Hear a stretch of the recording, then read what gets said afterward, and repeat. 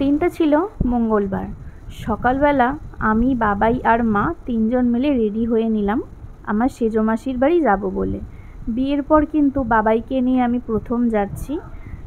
আমি এই শাড়িটা পরেছি আর বাবাই এই পাঞ্জাবিটা পরেছে। তো আমাদের দুজনকে কেমন লাগছে তোমরা প্লিজ কমেন্ট করে জানিও। বাবাই এখন গাড়িটা বার করে নিচ্ছে। আমি আর বাবাই যাব স্কুটিতে আর মা যাবে টোটোতে। তো টোটোর পেছন পেছন আমরা যাব। এই যে দেখো বেরিয়ে পড়লাম। এখন চলে এসেছি আমরা জগদীশপুরের কাছাকাছি। আজকে কিন্তু বেশ ভালোই লাগছে, বাবাইয়ের তো ভীষণই আনন্দ হচ্ছে। দেখো চলে এলাম কলাছড়া। এই বিখারাম মিষ্টির দোকানটা নতুন হয়েছে এখান থেকে আমরা মিষ্টি নিয়ে নিলাম। এখানকার মিষ্টি কিন্তু আমি একবার খেয়েছি, বেশ ভালোই খেতে টেস্ট আছে মিষ্টিটা। এই তো দেখো এখানে কিন্তু মিষ্টি ছাড়াও অনেক কিছু পাওয়া যাচ্ছিল, কাজুর বরফি, নানা ধরনের কুকিজ, ঝুড়ি ভাজা। তো ফাইনালি দেখো আমরা চলে এলাম সুইটিদের বাড়ি। এটা কিন্তু আমার বোন মন, মানে সুইটির ছোট বোন আর কি। ও কিন্তু ভিডিও করছে। এবার আমরা ঢুকে যাব, ভীষণই আনন্দ হচ্ছে।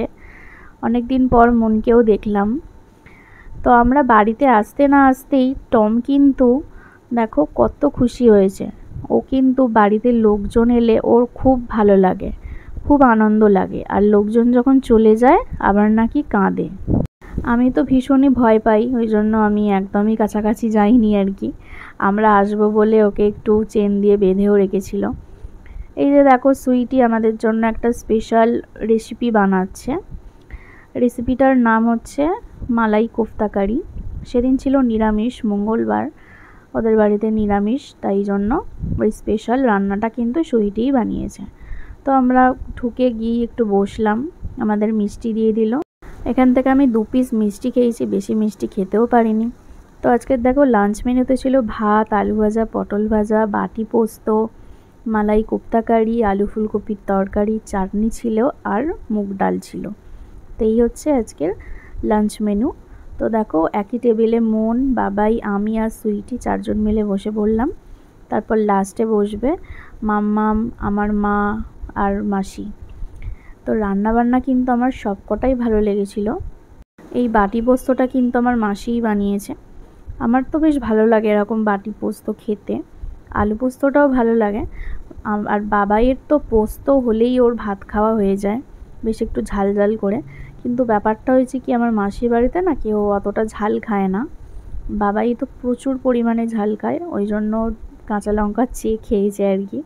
আর এই মালাই কোফতা কারিটা এত ভালো বানিয়েছে সুইটি, মানে কোনো বলার ভাষা নেই।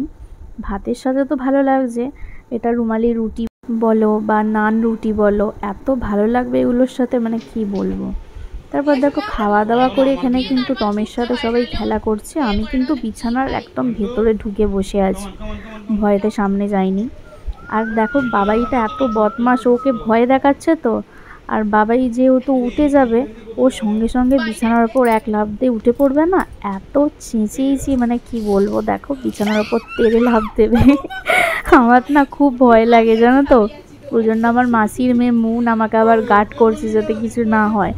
বিশাল চিৎকার করছিলাম তো। তারপর দেখো বিকালবেলা আমরা আবার রেডি হয়ে নিলাম, বাড়ি যেতে হবে। চা বিস্কুট খেয়ে সোজা বাড়ি চলে এলাম। তো কেমন লাগলো ভিডিওটা জানিও।